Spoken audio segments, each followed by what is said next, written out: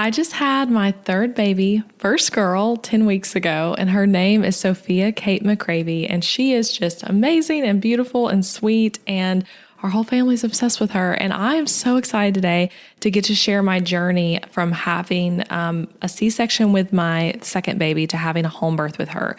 And it was definitely not as simple as just like, oh, no, I'm pregnant. Let's get a home birth midwife. I'd had a C-section just 7 months earlier from when I found out I was pregnant. And my whole journey to ending up with a home birth was not linear and was really just a beautiful picture of God guiding me towards something that I had always wanted. And ultimately, guided me to my dream birth. So today we're talking about home birth as someone who is an unlikely home birther, VBACs, the decision around a repeat C-section or a VBAC and like navigating that, finding supportive providers, how so much of what happened in my pregnancy actually relates to business, how I prepared for a VBAC and also how I prepared for a home birth, how my faith in God relates so much to the story and how that your faith in God relates to birth in general and a lot more. So if you enjoy birth and pregnancy things, you are going to like this podcast episode. If you're just a regular Breakthrough Brand listener, I hope you'll also listen to this one and enjoy, even though it's not business. Or perhaps you're someone who you want to have a home birth, or you're going for a VBAC, or you're currently expecting or hoping to become pregnant. All those situations, I think you'll find a lot here. And in the episode after this one, 319 and 320, I'll be continuing to talk about this through sharing Sophia's actual birth story then and a Q&A episode as well. So let's get to it. Hey guys, I'm Elizabeth McCravy, an online educator for entrepreneurs, website designer, wife, boy mom, and your host for the Breakthrough Brand podcast, the show that's all about pulling back the curtain on how to actually build a successful business. I don't skim the surface around here. If you want to dive deep into the nitty-gritty details of what it takes to run a sustainable business that fits your unique lifestyle while standing out in a crowd, then you are in the right place. I created a multiple six-figure a year business in my early 20s, and now in my 30s, I'm still running that successful multiple six-figure a year business on just part-time hours now as a working mom. I'm here to share everything I've learned and everything I'm still learning because I believe that the keys to building a thriving business should never be a secret. Here you'll find episodes that are actionable, direct, and fun, like friends chatting business over coffee, and a fresh, honest take on the reality of being an entrepreneur. If you're ready to master online marketing, website design, personal branding, mindset, time management as a busy parent, scalable and passive income, and business strategy, then this is the podcast for you. It's time to build your breakthrough brand. Let's do this. So I found out I was pregnant with little Sofia when I was actually speaking at Show It Spark conference, which is a business conference for designers in Arizona. And that was truly one of the most fun days and fun trips of my entire business owner journey. And it would have been even without finding out I was pregnant, but the pregnancy surprise made it like so much more special. Just, yeah, so special and so insane to me. But I like literally, guys, the morning I was supposed to speak, I spoke like a little bit later, like midday at like 11 or something like that. But the morning of all that, when I was getting ready, I was up way too early because of the time change, and I had a pregnancy test packed, and I decided I'll just take it. Like I have so much time. Like I do not need this much time to get ready. I'm bored. I took the pregnancy test and was so shocked it was positive. Like I was not expecting it to be positive. And so I was set to speak just a few hours later where my mind was spinning about a third baby and really fast after my second, and all that while on stage teaching about affiliate marketing. So talk about compartmentalizing. That was like my masterclass in that. And at the time I found out I was pregnant, I was between 7 and 8 months postpartum, and we were not planning to have another baby really soon, but we were like wanting a third. And I personally was interested in like the idea of a closer age gap than what we had with my first two. So my boys, Colin and Ethan, are 2.5 years apart. And now Sophia and Ethan are 16 months apart. But anyway, all this to say, it wasn't on my radar. And I had had an unplanned C-section with Ethan, my second baby, due to him being surprise breech, found out after I had labored to 8 centimeters. And unlike a lot of VBAC type stories I've heard, after my C-section, I was not like, I will do anything it takes to have a VBAC. I did not feel that way. I did not start doing a ton of research immediately in postpartum or start planning another pregnancy at the right interval or anything like that. I wasn't even totally sure if we'd had another baby. So VBAC or repeat C-section was not on my brain yet. But at the same time, I also had assumed I would be able to have a VBAC, like just fine, no big deal. Again, I did not know that much about VBACs. I also knew nothing about C-sections prior to having my C-section, because that's something you often don't research or learn about intentionally in pregnancy unless you are planning to have one. And I did have a vaginal birth with my first, so I felt just like, of course, I'll be able to have a VBAC. And I still vividly remember when Ethan was born via a C-section, right before they did the C-section, like wheeled me into that surgery room. And I was just like a mess of like tears and kind of confusion. I was mad about the process because I had been working so hard in labor. I felt like I was almost there. And then to be told, like, you have to have a C-section right now. Like, there is no other option. There's no doctor here that will do a breech vaginal birth. I was just really upset. But I remember the doctor who was about to do the C-section, she told me, good news, if you do decide to have more children, just so you know, you can have a VBAC, no issues, because of the reason for the C-section being positioning related. And they told me again that in postpartum after my C-section, kind of as like a comfort thing almost, of like, hey, we know this wasn't the birth you wanted, but like you can totally have a VBAC. So anyway, I held on to that information and just assumed it would be fine, no big deal. And I did not know all the things about pregnancy intervals and things like that. I knew to some extent, but not that much. And that's a big factor in whether or not a provider will support a VBAC, which we'll get more into. But basically, I wasn't super educated in this stuff. And the midwife team who I had my C-section with never gave me any information really about anything in postpartum when it came to C-section recovery, which I find really frustrating when I think about now and all that I've learned through recovering from a C-section, through being pregnant again after a C-section. Like, there's so much stuff you can do to just take care of your body, not only when you're thinking about another pregnancy and another birth, but also just like your long-term health after having a major surgery where there's scar tissue buildup and all of that kind of stuff. So I feel very like well educated on it now, which I'm grateful for, but at the time I wasn't. So with myself not knowing much of anything about VBACs, I actually very early on in this pregnancy felt the desire for a home birth. And Adam was very much like not on board early on, but not in like a negative way, but he was more just like, I guess not taking me seriously yet because I wasn't really serious yet, but I felt the desire for a home birth. And I contacted one of the home birth midwifery groups in my area just on their contact form. A few weeks after finding out I was pregnant, I was like, oh, I'll just inquire. And again, I wasn't really even sure that I wanted a home birth. But I was thinking like, man, I've always had that desire. I've always wanted a home birth. Like, maybe I should go for it this time. Why not? And I did not think it would be an ordeal for me to have one, but this group kindly responded that they can't support VBACs at home, period. Like, they don't have the ability to like take on a VBAC client at home. And then I contacted some other home or midwife groups and I got that same response, like no VBACs at home, period. And so I was like, okay, like that was something like sad to me and shocking. I feel like I kind of had a little bit of like a mini grieving process of like, okay, like I think this is our last baby.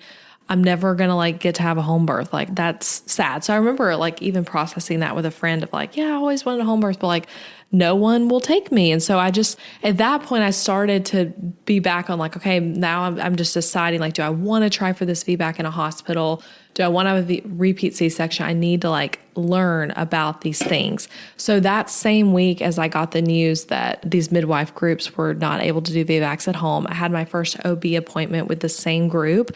I had seen my whole pregnancy with Ethan and that I had for my C-section. And so at this first appointment, you know, I'm so excited. This is where you like get to hear the heartbeat for the first time and all that kind of stuff. I was maybe like 8 weeks along or something like that. But I was meeting with a nurse practitioner and I asked her about a VBAC. I even asked her about like home birth. I knew they would not be doing a home birth, but I wanted to hear her opinion of like, is a home birth possible for me? I kind of was told it wasn't, but like, what do you think? I asked her about the tight age gap of 16 months. And this nurse who did my appointment tried to scare me, and it really did work about trying for a VBAC. And this feels to me like, again, I've learned so much more and heard so many VBAC stories at this point postpartum. I was listening to VBAC stories my entire pregnancy. But this nurse told me that it would be neglectful for me to even try for a VBAC and that I'm not eligible with their practice. You're not eligible because I did not wait the 2 additional months to get pregnant again. So basically she told me they would support me in a VBAC if the babies would be 18 months apart, but not 16 months apart. So 18 months is like the minimum pregnancy interval recommended in general, but also definitely for when you're trying for a VBAC.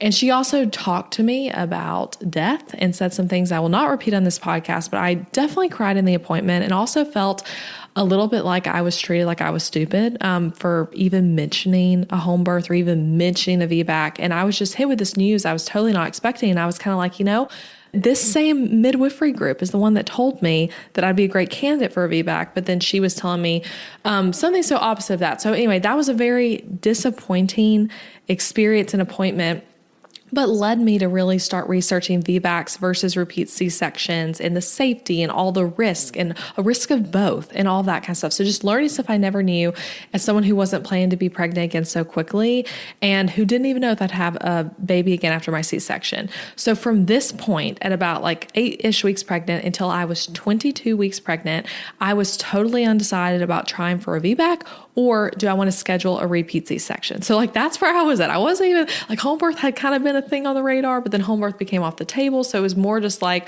am I going to try for a VBAC in the hospital or am I going to schedule a repeat C-section? So I made pros and cons lists about all of it. I listened to podcast episodes about it. I read articles. I talked to women who had done either. And I read like research scientific articles about the risk of VBACs and uterine ruptures and things like that. But I really do mean it. I was truly undecided. And sometimes it feels crazy to me now to think about how I was so undecided. And even reading back through my pregnancy journals, 'cause I'm very big into journaling. I love chronicling my pregnancies through like prayers every week written in, I love the Dear Baby prayer journal by Duncan and Stone. And this time with Sofia, I also did the pregnancy week by week journal. And then I have a promptly journal too that's like from 0 to 18 for your kids. So I had all three of those places, or during my pregnancy, every week or every month, I was like writing about what was going on. And looking back through, I really was writing that like, I might schedule a repeat C-section. Like that actually sounds really nice in a lot of ways. Or maybe I'll try for a VBAC. And it really changed like day to day for me. And also like depending on what the latest like podcasting I'd listened to was. And so it feels crazy that once I did decide, I really did decide and I felt very determined, but it was an actual decision for me is what I want to like say here basically. And I think so much of the reason it was an actual decision for me is a few things, but one being that I do believe all birth is beautiful and all births are holy and spiritual. And I believed that I could have a great birth with a C-section again, or as a VBAC, or as a home birth. Like I just truly believed all of it was good and that God is present in all of it and that every baby's different, every birth is different, every mother's different. So like what's right for this person I'm hearing their VBAC story on this podcast might not be right for me. And what's right for me may not be right for this woman who had a repeat C-section or whatever it is. Like everyone is just so different. So, and I've always felt that way. If you've listened to my past birth story episodes with Colin and Ethan, I will link to those in the show notes because they're awesome, just beautiful stories that I actually have enjoyed re-listening to myself. Colin just turned 4. And on the week of his 4th birthday, I re-listened to his birth story and it brought me to tears just remembering the moment I became a mother. Like he's my first in that whole process. But even in that episode, I talked about that through his birth that had every intervention just about possible except for a C-section. I mean, literally every other intervention. And that went totally not according to my plan at all, but how I felt like it was still such a holy and spiritual experience giving birth to him. So anyway, I believe that is like a foundational principle of birth, that all birth is beautiful and that every birth is different and like epidural or unmedicated, like doesn't matter. It's a personal decision and all of them are great. So even as someone like now who's had a home birth that I just loved and was like just such an amazing experience, that doesn't leave me over here sitting talking to you to say everyone should have a home birth, because I don't think that's true. Just like I don't think that everyone who has a C-section should try for a VBAC. I think it's a very personal decision. And what I would say instead is that what you want to do is become as educated as possible on it. And for you to be the person making the decision, not your provider making it for you. So when you're with a provider that's giving you a lot of like, I'll let you try and kind of language, that's something I would see as a red flag.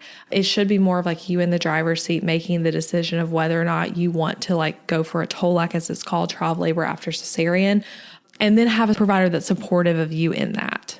So that's the first reason I would say that I was undecided, is because like I believe all birth is beautiful and spiritual. And I believed that however my daughter was born, it was going to be awesome. And the other factor as well is that I decided that I did not feel like either of my last birth experiences needed to be redeemed. So a language thing you will often hear in the VBAC world, which I didn't say this already, but that stands for vaginal birth after cesarean. So once you've had a C-section, if you have a vaginal birth after, it is called a VBAC. But something often associated with VBACs is the term a redemptive birth. Like, I just want a redemptive birth experience after my C-section. You hear a lot of women say that. And if that's your story and that is the language that resonates with you, then I say, amazing, go for it, love it. For me, the idea of like needing a redemptive birth because of my C-section or because of all the interventions in my first birth, I didn't like that. I felt like it was downplaying for me the beautiful experience both those births were, and the beautiful children, how much I really did just like, I could cry talking about. I loved those births. And even with all the like things that were not what I wanted, God gave me in both of those a lot of things that were like the desire of my heart and a thing I'd prayed so much for, but then also something that was not what I wanted, but ultimately a healthy baby in the end, which like, I know all of us here mothers can get that, like you would do anything to have a healthy baby in the end, whatever like horrible birth experience, like you cannot care to meet your baby, right? So I felt all that with those, but I decided pretty early in pregnancy that I did not want to talk about this birth as something redemptive for my last birth. And I think that was helpful to me. And I even ultimately later on, once I found my birth team, I told them like, hey, I don't want to use the word redemptive. Like it doesn't resonate with me. So let's not use that word. So for me, I decided like, I did a lot of processing with my C-section and decided it didn't need to be redeemed. So anyway, to keep continuing with this, though, I had that situation, right, where the nurse tells me it's neglectful to try for a VBAC. You can't do that. I stay with the same group anyway and continue to do my research on VBACs versus repeat C-sections. And I'm going to link in the show notes for this to a bunch of podcast episodes and resources and podcasts that were helpful to me, both with home birth things and VBAC things. But one in particular I want to mention is the Mama Stay Fit podcast. They had an episode that is just simply called VBAC versus repeat C-section. And they were a super helpful resource to me my entire pregnancy. I did so many of their exercise videos, specifically like pelvic floor and pelvis work. But that episode was the thing that like opened my eyes to just understanding like both options really clearly. So I would highly recommend that episode as a starting place. Anyway, at my second midwife appointment, though, with the same midwife group, I had requested to meet with their lead doctor, not a midwife, and he's an awesome doctor who I really respect. And crazy enough, he was actually the doctor that when I had Colin and was potentially going to have a C-section, because we did have a moment where it was like, okay, if this baby doesn't start progressing, we are going to take you in for a C-section right now. So he was the doctor I met with who was going to have done that C-section. And now I'm meeting with him again after I've had a C-section with a different doctor. But anyway, he's just an awesome guy and a doctor who I really respect. So I laid out for him, I had a note prepared in my phone. I laid out for him the reasons I thought I was a good candidate for a VBAC, and then the reasons I thought I wasn't. And I had real reasons. I'm like, hey, like this is legitimate stuff that might make me a bad candidate for this. And I asked him for his opinion. And I still have that note saved. I have shared it with a friend who was like curious as she's thought about a VBAC. Yeah, I mean, I had the reasons I was a good candidate as things like that. I've had a vaginal birth previously. I've gone into labor on my own without an induction. The only reason for my C-section was breech presentation. I've been low risk both of my pregnancies. My C-section incision was a double like closure. I think is double sutures the way it's described. I've given birth to 3 children in the U.S. without ever having traditional health insurance. And no, we didn't just pay those huge medical bills out of pocket each time. We found an affordable healthcare solution we truly love, Christian Healthcare Ministries. CHM is a faith-based alternative to health insurance at half the cost. You can enroll at any time and join a proven faith-based solution that's both reliable and affordable. My family has been members for over 5 years now, and CHM shared all expenses for all 3 of my children's births from C-section to home birth. They even shared things like pelvic floor therapy and lactation consulting, which were both such huge blessings for birth prep and postpartum. And outside of birth, we've had our hard moments of emergency room visits and surgeries, and those costs were all shared by members at Christian Healthcare Ministries, leaving us only paying our monthly contribution. I seriously just can't recommend CHM enough. It's not just financial support, it's spiritual support when you need it most. Learn more at elizabethmccravy.com/CHM. That link is in the show notes too. And if you want the full story, Adam and I did a whole episode on our experience, so check out episode 305 of this podcast. Again, that's elizabethmccravy.com/CHM. Now back to today's show. A lot of other reasons too. And then the two reasons I said I was a bad candidate were both my prior babies had positioning issues, right? So my first was able to be delivered vaginally just fine anyway after really, really long labor and interventions. And then the 16-month age gap between my babies was the other reason. So bad positioning both times and a really close age gap. And then I told him, like, here are the things that are appealing to me about a repeat C-section. And like, what are your thoughts basically? And he responded in the way I really wish more providers would respond about this decision, because again, I hear so many awful stories about this on podcasts where women are sharing their birth stories, just so much scare tactics used around VBACs. But he told me he was impressed by how informed I was and how he thinks I'm a great candidate for a VBAC and that they would support me in that. Again, despite what that nurse had told me, he had a very different view, but their practice, they would support me in that. And then he said, like, it sounds like you're not sure what you want yet, which is totally okay. And most women know what they want by the third trimester, and I have plenty of time to decide. So just like keep researching, keep thinking about it. And I love his response, and he was right, because I did eventually know what I wanted. And I just didn't yet at this point when I was like 12 weeks pregnant at this appointment or at my 8-week appointment. I just didn't know yet. And I needed that time. So if that's you listening, if you're like, whether it's even to try for a VBAC or if it's something as simple as like, do I want a home birth? Do I want to be in a birth center? Do I want to be in a hospital? Do I want the epidural or not? Like those kind of decisions, you do not have to make that when you are 8 weeks pregnant. You don't even have to make that until labor starts for some of those decisions, like an epidural or not. So I would just encourage you to, like I said earlier, just like keep getting informed, keep learning, and then make the decision that's right for you, which might be different than what you've done with a prior birth, and it might be different than what you'll do in the future. So for me, deciding on home birth, let's talk about it. So like I said, up until I was 22 weeks pregnant, I had no idea if I wanted to go for a VBAC or a C-section. I just kept thinking about it, praying about it. And some of the time I was ignoring the decision. Like I feel like I put it off. Like there were some weeks where I was like really tuning into like learning more, and other times where I was just like, I'm just not even gonna think about this. And I actually kept wishing that the decision could be made for me. I said that many times where I was just like, I just wish like there'd be a really clear sign or something that like, you know, if I'm meant to have a repeat C-section, like something that would just clearly stop me from even the option of a VBAC. Like I was feeling those things. Like I wanted someone to make it for me. And this is where things get really cool and special. So I was so undecided in all of this. And then I took my break from airing new podcast content on my show, which I had never taken a break like this before in my like 6+ years of podcasting. I did a podcast episode actually talking about the break, the decision to take that break. And then I did an episode after about how it went, how it affected my business, and what was going on during that break. So those episodes are 307 and 308 if you're curious to listen to that after this.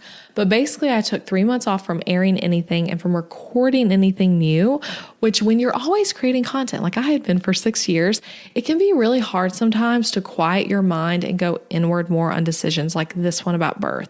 And I actually wasn't taking a break for that reason at all. I just felt like I needed a break. I felt like God was telling me to take a step back from that element of work during pregnancy instead of waiting for my maternity leave to take a break from the podcast. So it was like, it wasn't really even related to birth, basically, that I was taking this break. But it really was crazy beautiful to me how it lined up.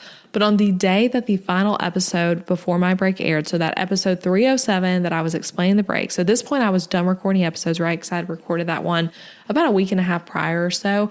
But on the day it aired, I got clarity that I wanted a VBAC, and specifically that I wanted to revisit this home birth decision and find out how the heck I could potentially not only have a VBAC, but have an HBAC, which stands for home birth after cesarean. So I felt clarity about going for this, but I also felt scared and not knowledgeable, and home birth felt very out of reach to me. Like I truly had the thought so many times during my pregnancy of who am I to think I could have a birth at home after my past birth experiences.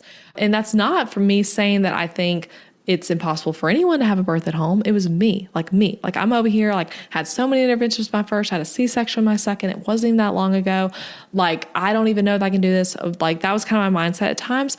But then at the same time, I felt excited and interested in a home birth. And I was like, oh, man, I've always wanted a home birth. Like with Colin, my first, I actually was super interested in a home birth with him. I almost switched to a home birth midwife at the end of my pregnancy in the 3rd trimester.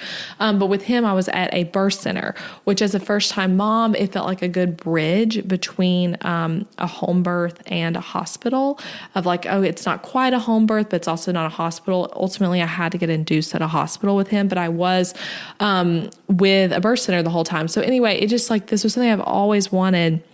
And I felt that interest, but also like wasn't even sold on it early on. And so when I started this like decision again at 22 weeks along of like, okay, let's start pursuing home birth. Let's talk about it. I was like so desiring it, but also still so afraid and felt like, what am I doing? So like one of the early calls I had with a potential midwife, she could even tell on the call. And she told me this, like, I'm not even sure if you want a home birth. Like, you kind of seem like this might not be a good fit for you because you seem so afraid of it, even though you are talking like you want it. So like, even though at that point I had made the decision and started working towards finding a midwife and also towards finding a doula, I didn't actually know immediately in some senses. So I'm sharing that to say that maybe if you are interested in home birth yourself, but you're like, yeah, I'm not feeling that like super sure thing. I still have fears. I still have questions. I'm just like, I can't visualize like, how does this work?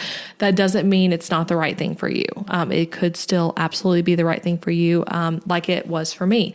So I've been asked a lot about how and why I decided to pursue a home birth and a VBAC in general. And I think it's a good question because like I already said, I don't think a VBAC is right for everyone. So if you've had a C-section and you decide on a repeat C-section and that feels right for you, I think that's good. Like I said, all birth is beautiful and sacred. And what's right for one person might not be for someone else. What's right for one of your births might not be what's right for your next birth.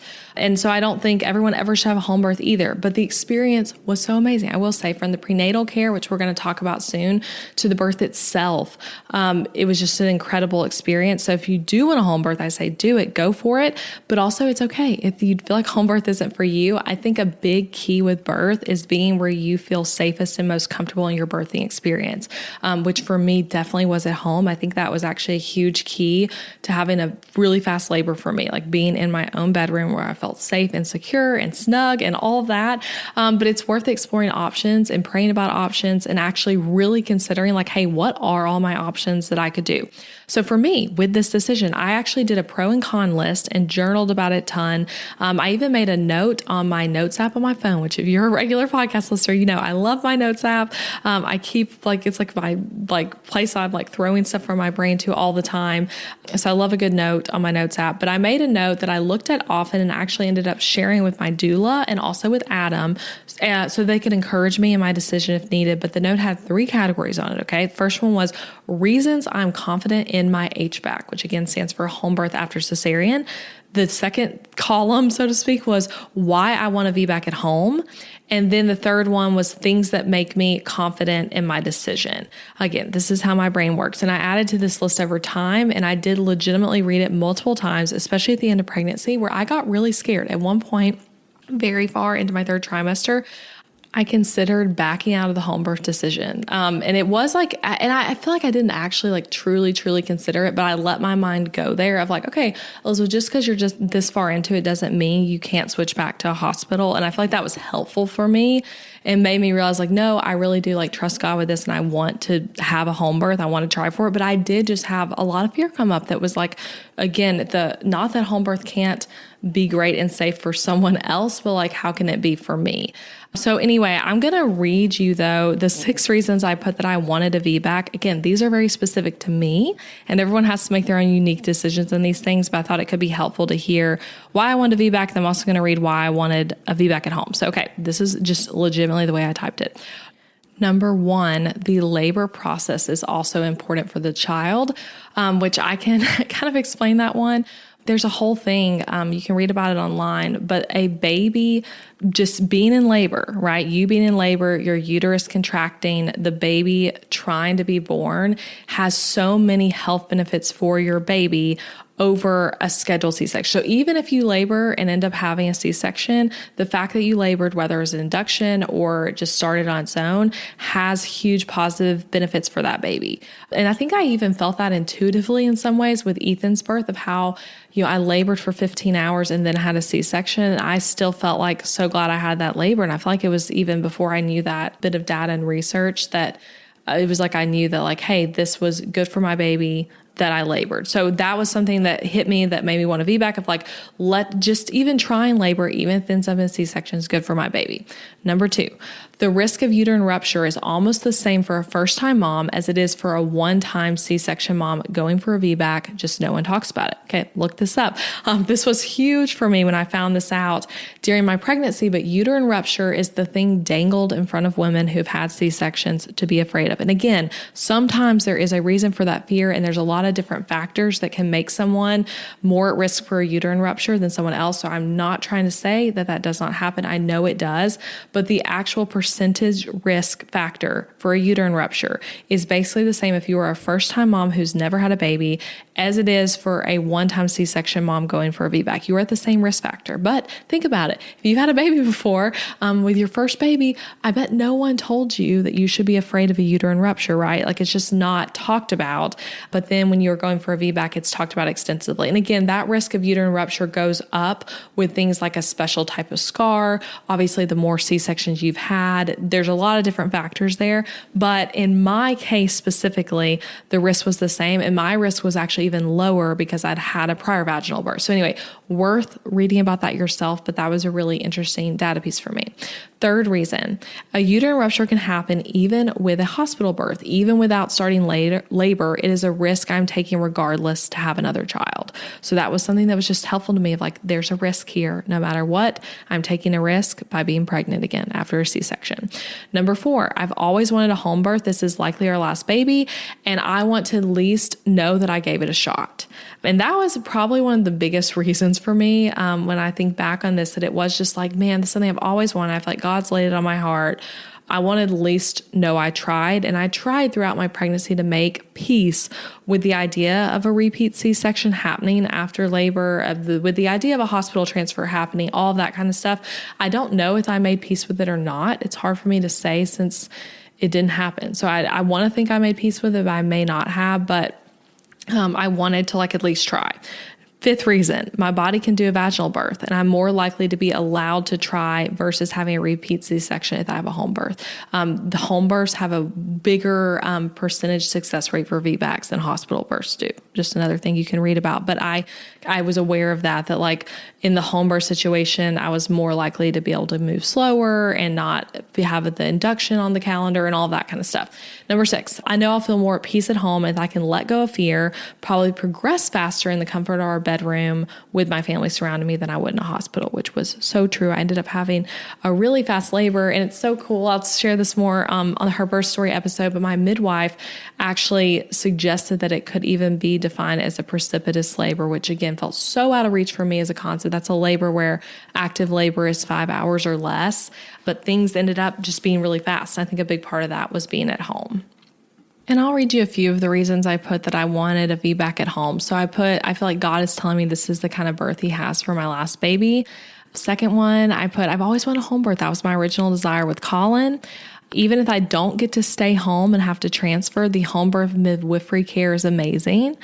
I wrote that I want to try to at least try, since I know vaginal birth is what my heart actually wants, versus trying to stop myself from disappointment by not even trying. That was the thing for me with a repeat C-section. I was almost feeling like, am I going to just be so disappointed this doesn't work out that I should just like be the one in charge, make the decision for this, versus it feeling more like outside of your control, which is the truth. Birth is very outside of your control in so many ways. So those are some of the things I wrote. And again, I had a list too of why I feel confident that I kept during pregnancy.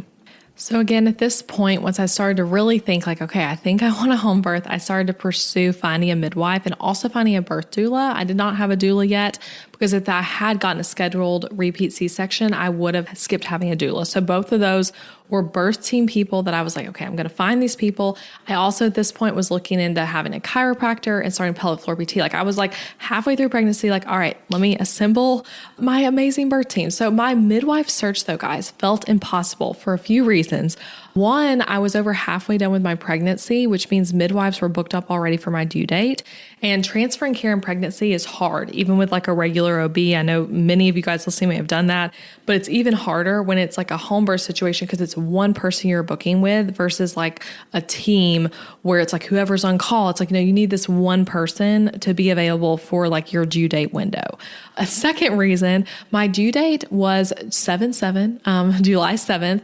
And so right around the 4th of July, right? And most midwives go on call for you between 37 and 42 weeks, which means that 4th of July and also just like peak summertime was tough. And I found out through all my inquiries that a lot of midwives even like take off for the summer completely and like, or traveling for the 4th or whatever it is. So that was another reason. And then obviously third thing, the biggest reason was I was a VBAC birth, which many midwives are just a hard no on. And then another one reason, if the midwife was like, no, I will do a VBAC at home, that 16-month interval can also be like, okay, actually, I said I could, but now I can't because that was too close. So I had all these things against me in my search. And again, it all makes sense, not blaming anyone for any of that. But I did really both trust God that I'd find a midwife if home birth really was what I was supposed to do for this birth. And in the trusting God, I took insane action at the same time. So I was not just sitting around twiddling my thumbs, being like, if it's God's will for me to have home birth, then a midwife's going to pop up at my door. I did not. So I literally contacted, not kidding, probably every home birth midwife listed on the Tennessee Midwives Association website. I think I contacted every one of them. I even accidentally contacted some people twice and they had to email me and be like, girl, you already emailed me once about this a few months ago and now you're following up again. And then every time I got a no, I marked the person off a random checklist that I had made on my phone. Literally, guys, the Note app was called Midwife Hunt, not kidding. I found it when I was outlining this and that's what I named it. And I counted on the list and I contacted 17 midwives total before I found my incredible midwife who I ultimately hired. Okay. 17 people, guys, 17 emails or contact forms filled out before I found my person. I even had calls with some of those midwives, but 17 people. And I feel like there's a business lesson in this that I didn't even see until I outlined this episode. But too often we give up too quickly and say something's not possible when we really did not actually just give it the shot it deserves. So early in pregnancy, I left the no to home birth VBAC from those, the midwifery group I reached out to in the Nashville area that was home birth calls me to say well, this is just not possible for me because I've had a C-section. And then, so I let that happen early in pregnancy, but then later I said, no, I'm going to figure this out a different way. And I did. And on my note, it has where I did check mark when I contacted the person to mark them off my list. And then it had an X after the check mark when they said no to me. And I even put in there the reason they said no, just so I could remember, in case, they were someone worth reaching out to again, if something changed. But I had why they all put no, and I'm reading it now. So I've got someone's already booked up. Midwife is due at the same time as me. Realized I'd already contacted them once and they don't do VBACs. Not taking July clients at all. Franklin is outside of her radius. No to VBACs. Can't do VBACs. No VBAC. Those are the different things I'd written down. So that's where I was, 17 plus emails and contact forms in, and even some text messages into my search. And I still remember there was one night in particular where I was making this list really, where I just stayed up after the boys went to sleep and I contacted literally every midwife I could find. I was searching that Tennessee Midwives Association. I was searching on Google. I was searching on Instagram. I was like, I'm going to find a midwife. And I was just beyond discouraged with all the no's. There was one weekend actually where I had 2 discovery calls with 2 different midwives, because that is how this works for home birth. You have a phone call with them where you both are kind of vetting each other of hey, does this work? Do they want to work with you? Do you want to work with them for your home birth? And on that weekend, the first midwife I talked to told me yes. She was my first yes. In all those 17 people I contacted, she was my first yes. She was available and she was okay with a VBAC. And I remember getting off the call with her and I was feeling I should really want to work with her. She is my only option. And I told Adam, hey, I had a call with this person. She says she'll do a VBAC. And Adam was like, yes, that's incredible. You found your midwife. Yeah, I'm so excited, because at this point, Adam was totally on board with home birth and supporting me and trying to find a midwife and all that. And we were talking and praying about it and all the things. And I told Adam the truth of how I felt about the conversation, though, which was that this midwife was incredibly nice, incredibly qualified, a gazillion years as a midwife. But I didn't believe that she actually thought she would be the person delivering my baby. and I can't work with her because of that. And it was so true. I just absolutely got the sense on that call that although she was incredible, she totally, in my opinion, thought that she would be transferring me to a hospital and that home birth wouldn't work for me anyway. But she'd like let me try. Sure, why not? And maybe I read things wrong, but that was my take based on our conversation. And your take as the pregnant woman who will be giving birth matters. So if you have that feeling from a provider, like even if you're wrong, it matters. And so that's where it's so important to have a supportive provider who believes in you and who you also believe in. And I felt like we weren't going to have that. So even though she felt like my only option in all of Middle Tennessee, I was like, okay, let's not work together. But then, because there is a then to this story. So in all those 17 midwives I contacted, 2 of the midwives who told me no, instead of just, saying, no, I can't do because I'm busy or don't do VBACs, whatever, they suggested a new midwife and gave me her contact info. And I actually found one of the emails. So one of these midwives said, thank you so much for reaching out. Unfortunately, Franklin is out of my service radius. I recommend reaching out to Aubrey McMillan. She's a student who's just waiting to take her board exams. She has extensive experience with VBAC clients and additional training in VBAC. For everything you mentioned, you would be a fantastic candidate for a VBAC, and I'm wishing you the very best. And so I read her message. I was immediately feeling like, okay, I'm hopeful about this Aubrey midwife person. She has extensive training with VBAC. Like, that sounds awesome. And so a few days later, I think it might have even been that same weekend, Aubrey and I have a phone call, another discovery call. And guys, I feel like sometimes you just know. Like it really was so cool because I'd been doing this search for so long, trying to find someone. And I feel like on this call, I truly just knew, like, that's it. She is my midwife. We clicked. And she had a C-section herself. So her C-section birth story reminded me of my birth story with Colin. We actually both risked out of the same birth center in Nashville, and we got induced at the same hospital, only her induction had ended in a C-section. And then she had an HBAC with her second baby. And so I felt like, in talking to her about my fears around a VBAC and how I really wanted one though, and like all my back and forth, I felt like she got it and didn't take my hesitation around it or my fears as like meaning that like it wasn't for me. And I also, something else I really liked about her and continued to like throughout my pregnancy and ultimately in birth, but I got the impression from her that she is not a risk taker with home birth, which is something I was looking for. So I did not want a home birth team who was going to play fast and loose with birth and take like big risks to stay home, because that is something you will find sometimes in home birth. I wanted someone who would say, let's go to the hospital. As soon as anything was needed at a hospital, like no delays, let's go. And she felt that way to me, while at the same time seeming like she totally believed I was going to have a home birth. And Aubrey was a very new midwife, which was why she wasn't on that Tennessee midwife website yet. So that's why I did not find her through all those people I'd contacted. Like, she wasn't one of them. But yeah, I got off the phone call very giddy. And I remember, I still can visualize it, walking in to Sophia's nursery where Adam and my father-in-law had been assembling her crib. And I was just like, so excited. I was like, we are doing this. I found our midwife. And she really was the perfect midwife for our family. I just adore her. And the midwife relationship is so cool because even though, I only started having a midwife halfway through pregnancy, over halfway really. But you really get to know your midwife and they get to know you through the home birth experience, which is really different from what I had experienced previously, even with midwives, but in more of like the typical OB hospital setting. So for me, with my past 2 pregnancies, again, I had birth center care and hospital midwifery care, and I saw a group practice both times. So every appointment was a different midwife, and that might be your experience. Again, if you've had a baby before, so it might be cool even to hear how midwife home birth experience is different. So both times for me was midwives, but every appointment was a different person. So it would be like, hi, I'm so-and-so. We haven't met yet, or maybe we have met once and they don't even know if they remember me. I don't even know if I remember them. You don't typically talk about anything personal, and they only really know me based on what's in my files that they looked over right beforehand. And actually, in both of my past pregnancies, I didn't really typically see the same person twice my whole pregnancy, because the goal was for you to meet a lot of the different people, because you don't know who will ultimately be delivering your baby. So it's like a different person every time, hoping that you will at some point have met the person who will be on call when you give birth. And I know some people do have like one provider in a hospital, like one midwife midwife or one OB.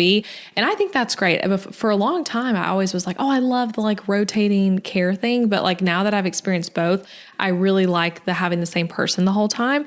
But anyway, all that felt very normal to me. And so now I get it though, when people talk about how like, I really love my doctor so much. I really love my midwife so much. Cause again, I didn't have that experience. Like the midwife who delivered Colin, never met her before in my life. The doctor who performed my C-section with Ethan had never met her before that moment. So anyway, with a home birth though, your midwife is someone who you're inviting into your home over and over again. If the appointments are in your home, which for me and Aubrey, they were in my home.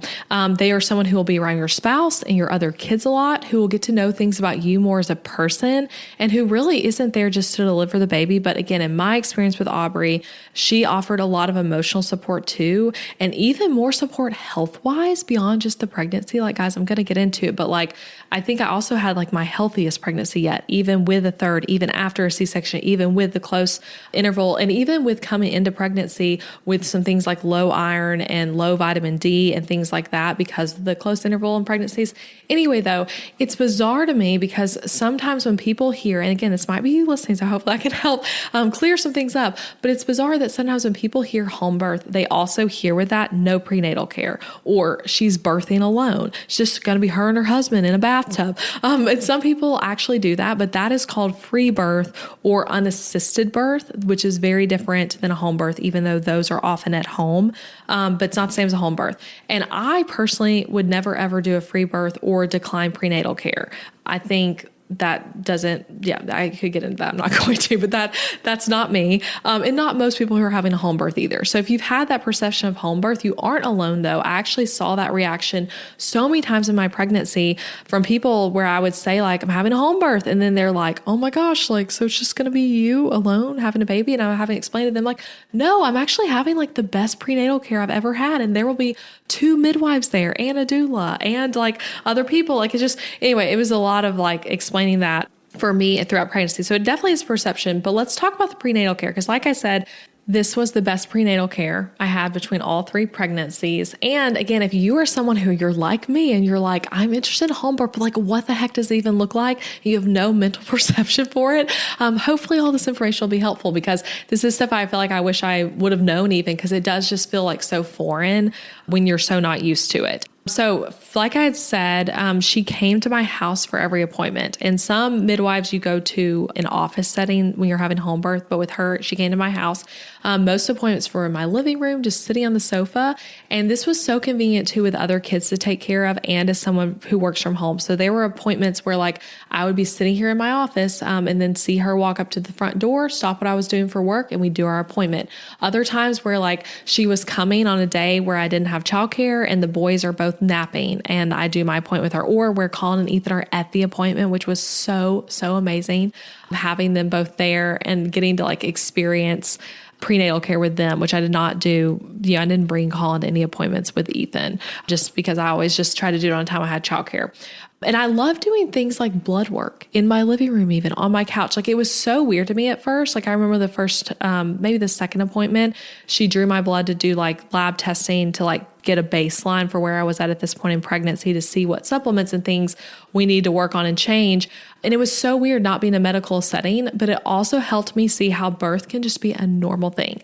And yes, there are birth emergencies, but birth in and of itself is not an emergency. Being pregnant in and of itself is not an emergency. And it really helped me see that. Like that first time that she did labs, it was crazy. Colin was there with me. He was standing right there and he watched Aubrey draw my blood and he thought it was the coolest thing ever. It helped me be much calmer to be like, okay, my child is like super closely watching me do this. She even let him like help with like bandaging it after, stuff like that. It was just really cool. So I loved that aspect of it. And I think I had a healthier and happier pregnancy and definitely a better postpartum experience. More on that later, but because of the extremely high quality care I received. So for example, this is again still bizarre to me. And I think God like laid things out like this throughout my pregnancy to remind me that like you can have a home birth, Elizabeth. But I was GBS positive for both of my boys' pregnancies. Okay. Which is something that, typically you just ignore and then treat during labor with an antibiotic. Like that's most OB's approach to GBS. There's not much like, okay, you have GBS, so like let's do these protocols to try to treat it. So my past 2 pregnancies, I had never had anyone try to do anything except for be like, okay, you're GBS positive. You will have an antibiotic during your birth. So Aubrey, because she knew my health history and all that, she knew I had been GBS positive previously. And I just assumed I was going to have it again because I'm like, it was not that long ago. Like I had GBS when I gave birth to Ethan, which was not that long ago. So I'm like, I probably have it again. But she knew I was GBS positive and she had me buy a very specific probiotic supplement that she thought would get rid of it before birth. And y'all, it did. I literally just assumed, I'm always going to have GBS. Like I had that twice, I'll have it a third time, and that'll just be a thing I deal with this time too, only this time in a home birth setting. But wrong, with the right probiotic, and it might have been other factors too, but I think that particular probiotic was a big part of it. I didn't have it. So just so cool. And I think that was even a moment, like I said, that God was trying to show me, like, Elizabeth, you are a low risk pregnancy outside the fact that you've had a C-section. So God was showing me that over and over again. But other things like doing the glucose test was a much better experience. Doing that at home, that's a test that your provider will do about, I forget what point in pregnancy, kind of before the 3rd trimester, but to assess whether or not you might have gestational diabetes. So I did a different kind of test called the FRESH test, which is what is often used by home birth midwives. I also had my best score I've ever had on that test. With Colin, I actually had to do a longer testing because it was thought that I might have very likely gestational diabetes. With Ethan, I barely passed the test. With this time, I passed it with flying colors. Aubrey had me do a food log one week to help me become really aware of eating, what I was eating and making sure I was getting enough protein. Something else that I just really loved is every time she did the fetal Doppler on me at appointments, which, that's something, regardless where you're getting your care, they're going to listen to your baby's heartbeat every appointment using a fetal Doppler. She really told me how to use it and what she was doing to where I was able to confidently use my own Doppler at home. So I had a Doppler that was a decently nice one that I bought when I was pregnant with Colin. And I used it a few times back in that pregnancy, but I felt like I was never able to find his heartbeat well. And then it would make me nervous. And I felt like I never even knew what I was looking for. I wasn't good at figuring out where he was positionally as he grew in my stomach to find the heartbeat, all of that. So anyway, she was showing me through using hers and sometimes using mine, like, hey, here's how to use this. Here's Sophia's baseline. Like, this is the range that she's in typically. So that's what you want to look for. And as she gets bigger, here's where you want to listen to, and here's how we can tell where her position is even based on the Doppler. And ultimately it was really cool because when I was in labor, before Aubrey got there, because I labored for a while before she was there, she was actually only there the final 2.5-ish hours. And then obviously in postpartum, but she was only there the last 2.5 hours of my labor. So I was really doing labor a lot alone, but I used my fetal Doppler during labor to check on Sophia and was able to confidently know okay, I'm using this correctly and all that. Anyway, I could go into more stuff, but basically my home birth was my best prenatal care I've had in all 3 pregnancies. And I truly believe that even if I had ended up risking out and going to a hospital, and if that had been the decision that Aubrey and I had made of okay, let's go to a hospital, it still would have been worth it just for that great prenatal care and the great experience of working with her. And I will link up Aubrey's information in the show notes for this episode as well. If you're in the greater Nashville area and want to work with her, I mean, she's seriously is just absolutely incredible. So another thing, I also hired a birth doula. Like I said, if I'd had a repeat C-section, I was going to not have a doula. But since I decided to home birth, I'm going to have a doula again. So I've had a birth doula with all 3 births, a different doula each time. And I cannot recommend having a doula enough, regardless of your type of birth, home birth, hospital, epidural or not, doesn't matter. A doula can be so helpful. And I actually found her right before I found Aubrey. And she was someone who helped me decide on Aubrey because she also knew her and was able to recommend her. But similar to my conversation with Aubrey, where I knew Aubrey was the one, I felt that talking to Janae, that's her name. She goes by V, and we just really clicked. And she and I talked first on the phone, and then we did a Zoom call with Adam too, because she likes to meet the spouse before working with someone. And we both just felt yes, she's perfect for this birth and this baby. And she was someone who was a really great, calming energy, I would say, throughout birth. She's also training to be a midwife herself. So she has a whole lot of experience and many, many years of experience with a doula. So that was my birth team being assembled, V and Aubrey so far. And both of them just incredible women who had also worked together previously, all of that. And I'll also link up V's information in the show notes if you're looking for a doula in the greater Nashville area. Both of them expand beyond just Nashville. But yeah, other big things for this pregnancy. So like, I don't feel like I decided like I want an HBAC and then it was like, great, that's it. I found a midwife. That's what I'm doing. Like, period, like all done. I did so much physical work and even more mental work to prepare for birth. And I also did that with my past pregnancies, right? So this wasn't like the first time I was doing exercises and things like that to prepare for birth, but it was so different. The things I did this time, that's what I would say, it was very different than the things I had done previously because I was coming into this pregnancy with more information, coming into this birth with the experience of having had 2 prior births. So anyway, right when I was in the process of finding a midwife, I also started doing pelvic floor physical therapy and also seeing a chiropractor. And I saw both of them all the way until the end of pregnancy, all the way to going to almost 41 weeks. So I started with both of them from around like 22, 23 weeks and until the end of pregnancy. And first it was just like every other week-ish or every 2 weeks. And then every week at the end for like the last month or so. And I think both of them, my pelvic floor physical therapist and my chiropractor, were huge in helping me achieve a VBAC. So I just want to say that very clearly that if you are going for a VBAC or going through a home birth, pelvic floor PT and seeing a chiropractor needs to be part of your birth team.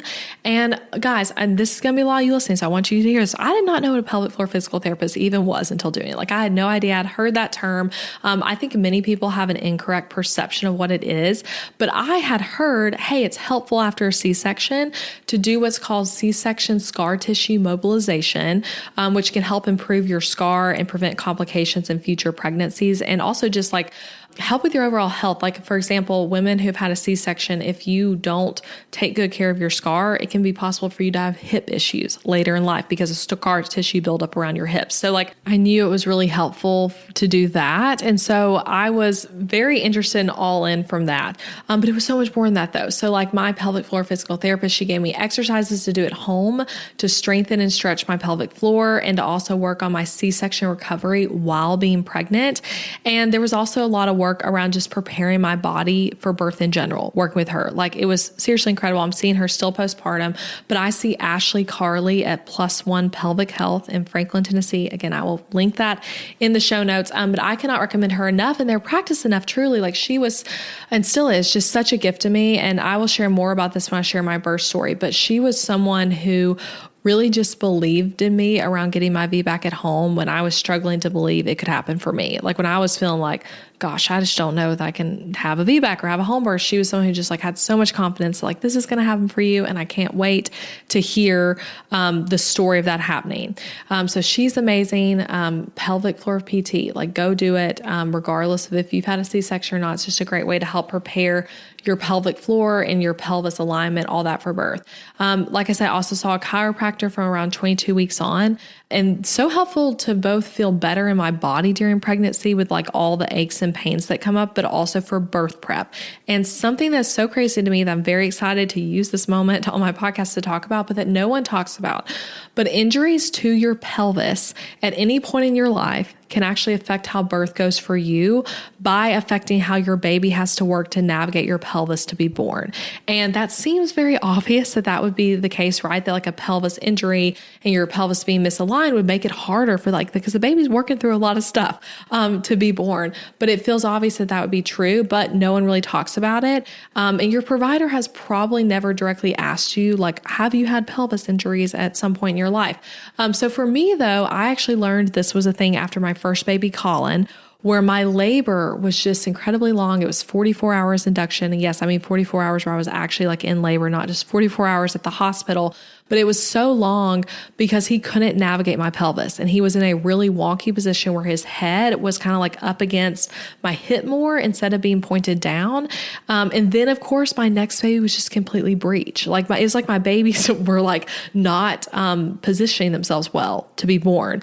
So I do have that history, right? A poor positioning from my babies and a difficulty descending my pelvis. And I broken my tailbone twice as a teenager. And I think those two things really play together more than might come to mind naturally. So I broke my tailbone twice. Once was in a soccer accident, and I just fell down playing soccer. But the bigger one was in cheerleading. I was a flyer. I was dropped from a stunt and landed on my tailbone. It was very severe. And those injuries, I barely remember now at this point because they were so long ago, and I don't really think about them much, if ever. But they did affect my pelvis and my tailbone, and my chiropractor, Molly, and Ashley, my pelvic floor physical therapist, they both were able to see this when examining me, that my tailbone was curved and sideways a little, and just some other factors in my pelvis were a little off, and in a way that's not going to affect you in everyday life, but would affect you with birth. And so this is something that we specifically worked on every time I went to the chiropractor. Like, she literally would work with my tailbone of repositioning it, and also with my pelvis in general. And when I think about how I had a faster labor, and I also only pushed for 15 minutes with no tearing, I think that this work with them is something that helped that. There's obviously other factors too, like I birthed in the water, which is supposed to naturally reduce tearing and also help things be faster and things like that. But I do think the work with them of getting my body ready for birth, getting my pelvis, my tailbone, all that aligned well, was huge in preparing for that pushing phase to be so fast. So anyway, shout out to my chiropractor too. So I see Molly at Tennessee Alternative Medicine, also in Franklin, Tennessee, and she's wonderful. So if you are local to the Franklin, Nashville area, check both of them out. Ashley at Plus One Pelvic Floor, and then Molly at Tennessee Alternative Medicine. And then Aubrey, her business is called Oak and Clove Midwifery, and then Vierge White was my doula. So anyway, I'm going to link to all them with names in the blog post for this episode. So some other things I did to prepare for a home birth and a VBAC, for birth in general, that relate to things that you're doing just during pregnancy, not during labor, that I want to share. I'm definitely forgetting some. I tried to just make a bulleted list of what comes to mind as the biggest thing. So obviously, like I said, the chiropractor and pelvic floor PT would be two of the biggest ones. But some other things, a lot of these are ones you may not think of, but one that was huge for me, watching home birth videos on YouTube. And this is very different than Birth Story podcasts. So one of my friends actually, when we hung out, it was kind of towards the end of my pregnancy, we were talking, she's had a home birth. We were talking about home birth stuff. And she's like, I was asking her questions. She's like, have you watched any births? And I was like, no, I've listened to a lot of podcasts. I've heard so many birth stories. So I really know what's going on. She's like, no, you need to just watch it to see how home birth is so different than what you've experienced previously. So she encouraged me to just go on YouTube and look up some home births. And so I did that, and I watched, it was just different people who've vlogged it, or just put up a 3-minute video that's showing the part where the baby's being born and kind of what labor's like and all that. But that was really helpful to me to prepare for a home birth specifically, because it was interesting to see okay, the midwife's really hands off. Okay, the baby comes out looking a little different. The baby often doesn't cry immediately, and that's okay. How is it laboring the water to still do fetal monitoring? There were all these things that I learned through watching home birth videos that I just randomly found on YouTube. So that's something I would encourage you to do if you're going for a home birth. Instead of just listening to only people sharing verbally their birth story, just watch it happen with no audio, no telling, and just see what it looks like. So that was big for me. Birth Story podcast, I really loved. The VBAC Link podcast, Happy Home Birth. Those are two I really love to listen to birth stories on specifically. I'll link to even more in the show notes, but I just loved hearing different people's births and people's VBAC stories. It gives you a lot of perspective into processing your own past births, and also things about what to maybe expect for the kind of birth you're going for. I also learned a lot about breech birth. That was a big thing for me. And that was both big for me in processing my C-section due to breech positioning, and also just thinking, I could have a breech baby again. And my midwife, Aubrey, is actually trained in breech vaginal birth. And so she was comfortable, if I had felt comfortable, if Sofia had been breech, to have a breech baby at home. I don't know if I would have done that. I was more concerned with making sure she wasn't breech, but it was helpful to me to learn about what is it actually like to vaginally deliver a breech baby? What does that look like? What are risk factors? What would it look like to realize they're breech and then go get a C-section when you're having a home birth? I just learned a lot about breech birth. And again, that also helped me process my C-section really well. On that note, with breech, something I did this pregnancy that I would would say did help me prepare is I had extra ultrasounds, which feels so funny because often with home births, you hear people have no ultrasounds like their whole pregnancy because it's like it can be very anti-ultrasound world. But back on how like with home birth care, I felt like I was very much in control of my own birth and my own pregnancy experience. And Aubrey was there helping me and informing me and telling me my options. And so I told her, I am really concerned about positioning. Like last time, no one knew Ethan was breech until I was at 8 centimeters. So I would like to, as much as possible, at least know that I'm going into labor with a head down baby. Even though I know they can technically flip during labor and all that kind of stuff, I wanted to like do all I could to know that. So I actually had 2 ultrasounds near the end of pregnancy that Aubrey scheduled for me at an ultrasound clinic just to help me have that peace of mind that even though we're feeling my stomach and we're using the Doppler and all these things to figure out positioning, like we are seeing on a like monitor here that the baby is head down. So that was, again, that's very specific to me, but that was important to me to like have that assurance. And other things I did to prepare, Mama Stay Fit. I mentioned them already. They have a podcast and a YouTube channel, website, all of that good stuff, online courses. But their YouTube videos specifically around like preparing your pelvis for birth, helping the baby get into position and drop and all of that kind of stuff, and just getting your pelvis to be like a friendly place for a baby to like descend through quickly. I did a lot of their videos again on YouTube. I can link to some of my favorites. I also really enjoyed their podcast. They helped me get really knowledgeable about like the physiology of birth, I guess you would say. But again, I think like my birth being really fast, my pushing being very fast with no tearing, I would contribute a lot of what I was doing exercise wise from their videos. I was doing a lot of pelvic tilts and a lot of cat-cows and things like that, and a bunch of other stuff I had literally never seen before in my life in any of my previous pregnancies I learned from their videos. I think a lot of that helps me get my body ready for birth. I also lifted weights less this pregnancy than I did with any of my prior ones while still working out a lot through just like walking and yoga. And again, some of these videos that it's like, you're not like exercising to get strong necessarily, but you're doing things that are kind of like a mix of yoga, feel a little bit like Pilates, feel a little bit like strength training, but the goal is like getting your body ready for birth. So really loved their videos. And there's some others, pregnancy and postpartum TV. I really liked her stuff too on YouTube. Again, I will link all this. Other things I did, I mentioned this earlier, but I took a probiotic that I think helped me against being GBS positive after previously having GBS.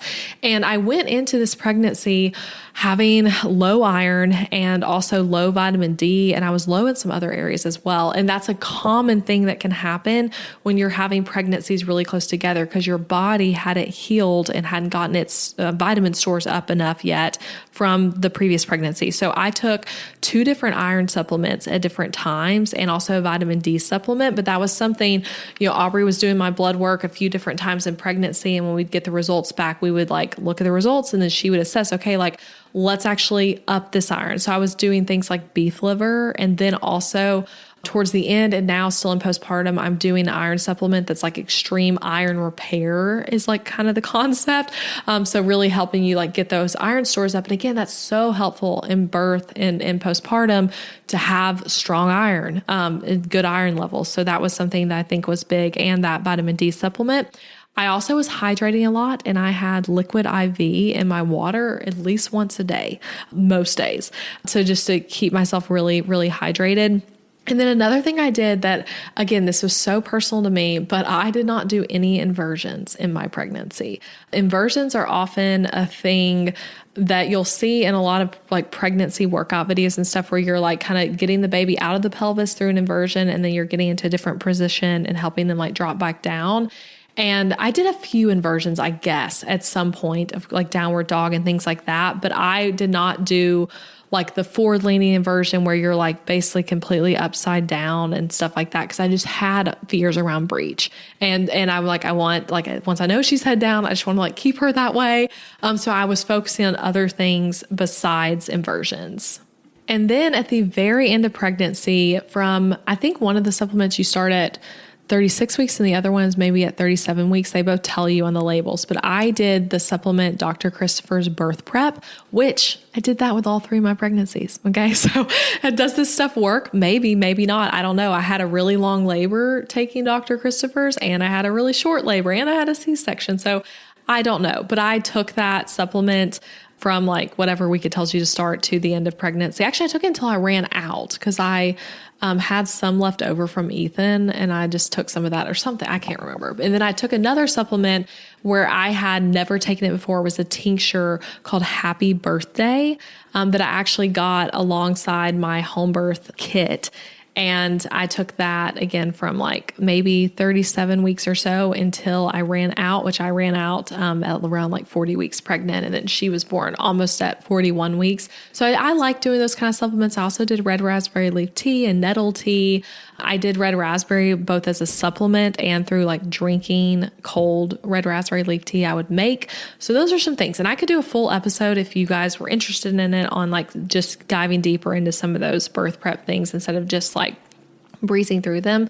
Another thing I want to add though, before I close up things I did to prep, I did a lot of nesting for a home birth, which I think is something so cool about home birth. But I still remember we were on our family beach trip when I got the email from Aubrey with like my home birth kit and how I had to like go to this website and like click this button. And then I'm going to be able to buy the home birth kit that like she prepares. And then there's a whole nother list of stuff to buy that you just can, find at Kroger or Walmart or wherever for your home birth. And I was just so excited to like nest for a home birth. I bought a shelf on Facebook Market to go in our bedroom to store and organize all the different birth supplies on. And then my plan is to like use the shelf in another room in the house after.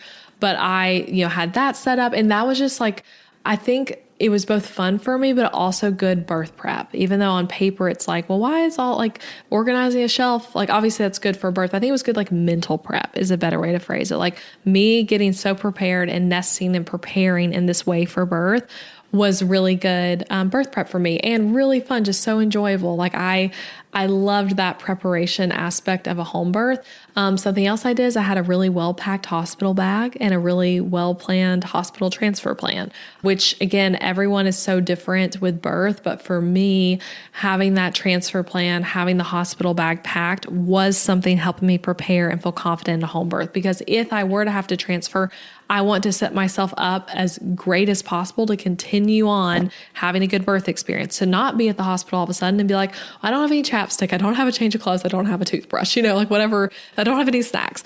So I was really prepared in that way, which I'll share more about next week when I share her birth story. But like both the nesting for a home birth and at the same time holding space and openness and being prepared for a transfer as well was really big for me. So those are some things I did. Again, I'll link to stuff in the show notes, but I could talk about all this for days. Thank you for listening here till the end.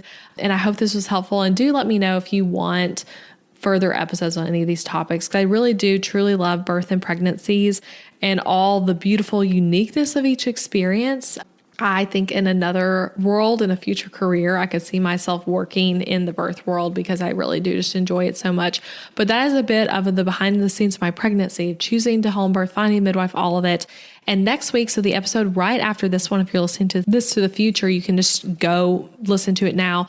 But in that episode, I'll walk you through Sofia's birth story, and we'll start at the end of pregnancy, where I was very ready for her to be born and tired of waiting. She was born at 40 weeks and 6 days. So we'll talk about that. We'll talk a lot about praying for your birth and my experience with having like a very prayed up birth, so to speak, and a lot of wrestling with God about my fears and being open and just praying a lot. And then I'll have the whole story of how the whole birth went down, start to finish.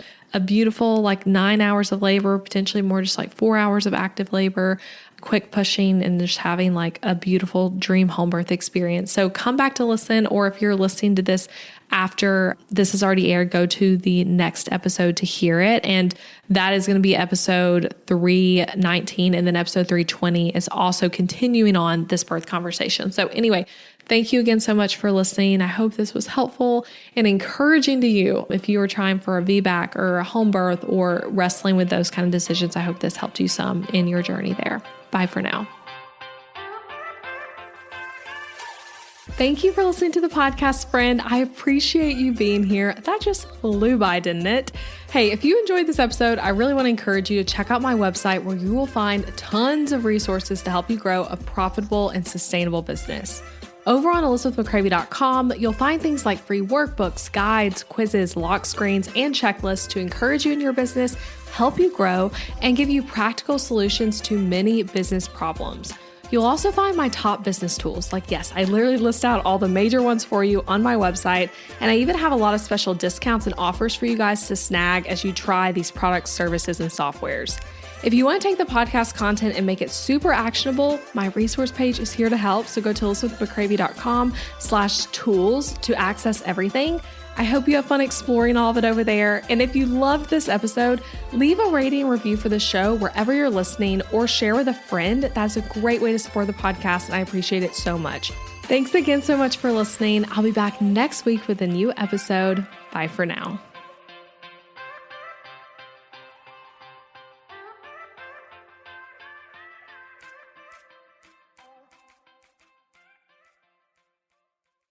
If managing your business's finances feels daunting and you typically come to the end of the month not sure how to pay yourself, or if you're doing the business savings thing, quote unquote, right, then I have a free guide for you. Over my 9 years of business, I've learned some financial skills the hard way, and a few years ago, I developed an 8-step process I go through at the end of each month. This process helps me know how my business is doing financially, pay myself well, and allocate money for things like taxes and expenses, and also document notes about the month that'll help me make financial decisions in the future. Again, I've been doing this process since early 2023, and it truly has changed the way I do my business for the better and has helped me ultimately make more money. And I want to help you do the same. So you can grab this 8-step process literally for free at elizabethmccravy.com/profit. There's a whole PDF guide for you there that you can download and go through for free. That's elizabethmccravy.com/profit.